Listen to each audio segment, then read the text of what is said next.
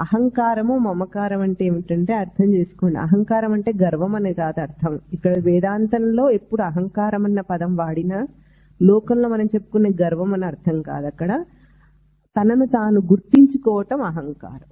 నేను అన్న గుర్తింపు.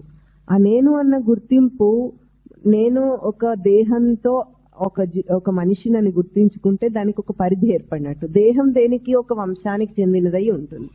ఇప్పుడు నా వాళ్ళు ఎవరవుతారు? ఈ వంశానికి చెందిన వాళ్ళందరూ నా వాళ్ళు అవుతారు, మిగతా వాళ్ళందరూ పరాయి వాళ్ళు. అంతేనా? బంధువులు ఎవరవుతారు? మన వంశీయులే కదా బంధువులు, మిగతా వాళ్ళందరూ పరాయి వాళ్ళు.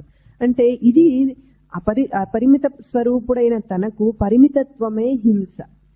అహంకారం హింస, మమకారం హింస. జీవుడిని సచ్చిదానంద స్వరూపుడిగా ఈ సృష్టిలో గుర్తింపబడాలి.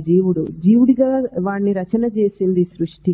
అటువంటి వాడు ఎప్పుడైతే మమకారానికి లోనవుతాడో ఆ సమయంలోనే మన బుద్ధియుక్తులు ఏం పనిచేయవు. ఎప్పుడైనా సరే మనకు తెలివి పనిచేయట్లేదంటే మనం అహంకారంలో ఉన్నాం లేదా మమకారంలో ఉన్నామని గుర్తించాలి.